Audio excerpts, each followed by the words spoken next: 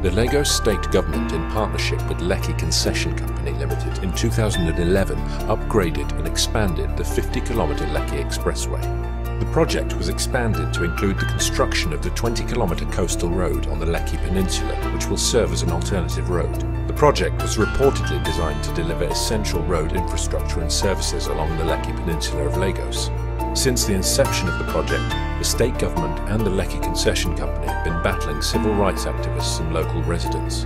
The residents and activists organised a protest requesting the state government stop the collection of toll fees at the toll gate. A new suit has been filed at the Lagos State High Court challenging the tolling of the Lekki-Ekpe Expressway. How many hospitals do we have in Nigeria? How many, the only thing we have, how many schools? The only thing we have is LASPA harassing us every day. Will the agitation of the residents and civil rights activists stop the government from collection of toll fees?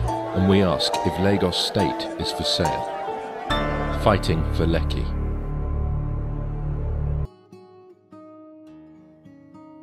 The Lekki area in the 1980s was regarded as an underdeveloped area, but as the axis witnessed a population growth, the government commissioned Julius BERGER, a building and construction firm, to construct a dual carriageway for easy access. As the area witnessed massive influx of people due to development, there was demand for an alternative road. The federal government decided to partner with Lagos State to build a coastal road, but the agreement between the federal government and the state government was never implemented due to conflict of interests. The issue of the tolling amounts to total extortion. The project is supposed to cover a 49-kilometer road from Lagos to Ekpe. Presently, it's not a new project. The road had been existing, it is being widened. And this is spelled out clearly in the documents of African Development Bank, by which it gave out money to sponsor the project. It's about widening the existing road. So our understanding is that if you are not the inventor of a project, you cannot expect to toll it. Some years later, the Lagos State Government came up with the idea of expanding the existing road by adding an additional lane. Started in about 2003 or thereabout. Our understanding was that it was just that government was executing its responsibility towards providing infrastructure for its people. So the construction was going on, design was going on, we were not consulted, we were not informed, the stakeholders were not carried along, the government did not give us relevant information. It was later on, in about 2007, 2008, that we started getting hints about possible erection of toll on the road. In 2006, the Lagos State Government then signed an agreement with Lekki Concession Company conceding the entire road to the company.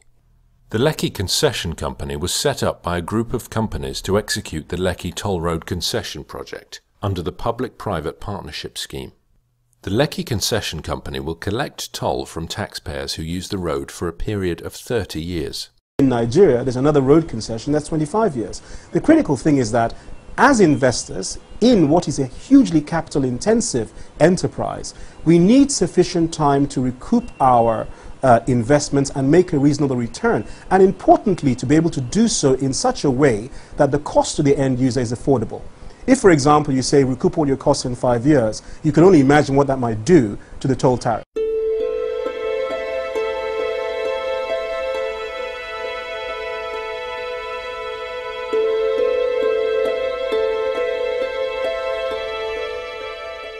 There were several failed attempts to stop Lekki Concession Company from collecting toll at the Federal High Court.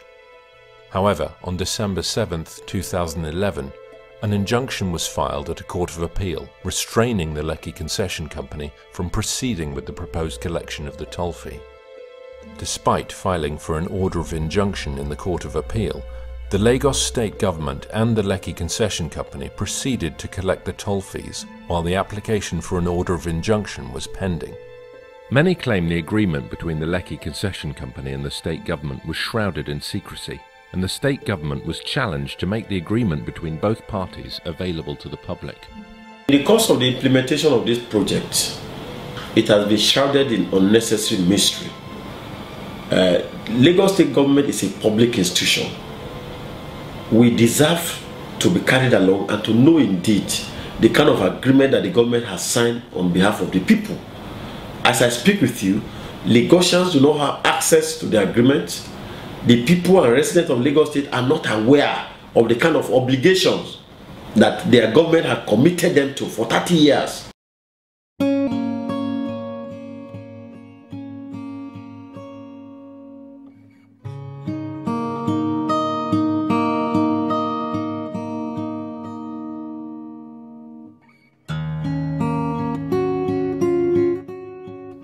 This amount was not subjected to any negotiation or law by any regulatory agency, which means it can change without notice during the 30-year duration. I mean, we'll just be left at the mercy of this company to continue to extort us. And then it's not even that the concession will end in 30 years. The contract provides for extension and renewal. In other words, this is an indefinite program of extortion and slavery. And that's why we are calling upon the Lagos State government to review the decision. When Lekki Concession Company was approached on the issue of an alternative coastal road, they stated that the government had failed to provide shoreline protection and that they were not willing to invest on a coastal road without an assurance that it would not be affected by ocean surge. Residents and motorists also claimed that the Lagos State government had failed in providing a suitable alternative road for motorists who wished to bypass the toll point. If government has failed to provide the coastal defense works, and consequent upon that, LCC has failed to also construct the coastal road, that means that there is no alternative route. And if there is no alternative route, there is no basis for tolling. So what they did is to transfer the burden of their failure to construct the alternative coastal road to motorists. Because what Lagos State government and LCC have done now is to convert a private estate called Oniru Royal Estate into an alternative route. That estate had been in existence since about 1984, when the Morocco was demolished, and Lagos State government converted that Morocco into a private estate for the Oniru Royal family. Now the law is very clear. Whoever owns land owns what is on top of it. If you own a land as a private estate developer, facilities in the estate, infrastructure in the estate belong to you. So I believe that there is no way you can divert members of the public to go and be using a private estate as an alternative route to the Lekki Expressway. The family can decide to conduct a ceremony, to hold a festival. They can decide to lock up the road in the night. They can decide to do any program. It's absolutely ridiculous. In a statement issued to journalists, the government said, "The state cannot sustain such funding to the detriment of other developments that are crying out for funding in other parts of the state." Then, on December 17, 2011, angry residents and activists decided to stage a mass protest at one of the venues of toll collection, but they were met with resistance from the police force. The protesters felt imposing toll fees on motorists was an act of discrimination against the inhabitants of Lekki.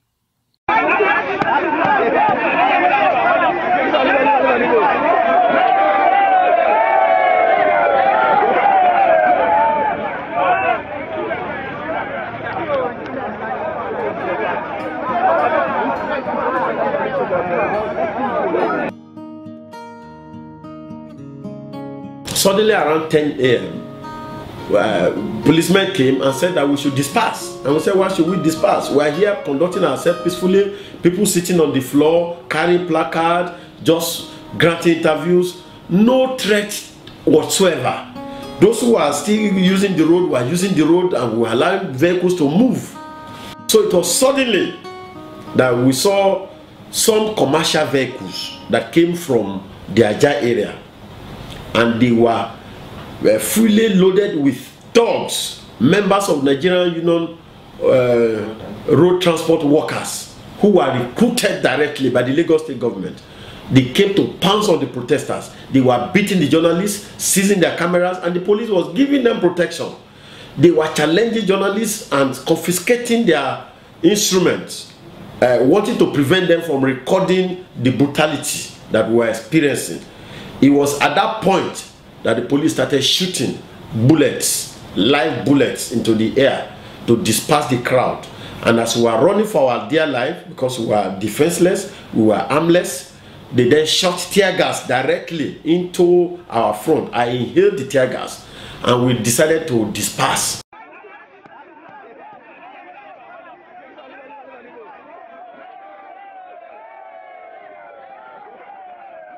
Members of the National Union of Road and Transport Workers were also accused of disrupting and causing mayhem during the protest.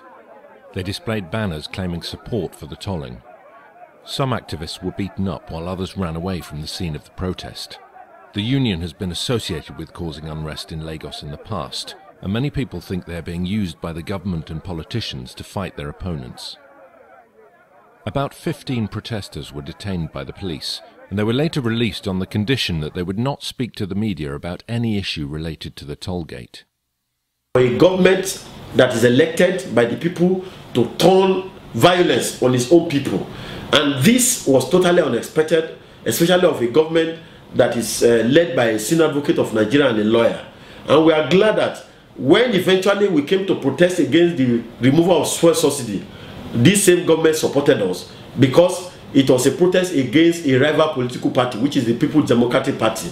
So it shows the hypocrisy, because the governor was talking from both sides of the mouth, because he could not allow us to protest against his own policy, which he did not agree with, but he will allow us to protest against the fuel subsidy removal because it involved a rival political party. And I saw the hypocrisy in this, because I led lawyers on January 9. I led lawyers to embark upon a rally and protest to the government house in Marina. Governor Fashola received us very well and he commended us, and he was very happy because that protest was against a political party which is not his own party.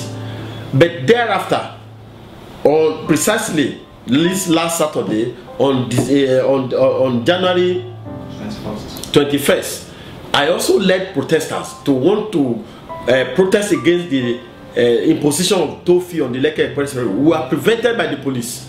Soldiers were stationed there. Policemen under the command of Lagos State came and stopped us and prevented people from joining us. They threatened the people. They even claimed that they have banned political rallies.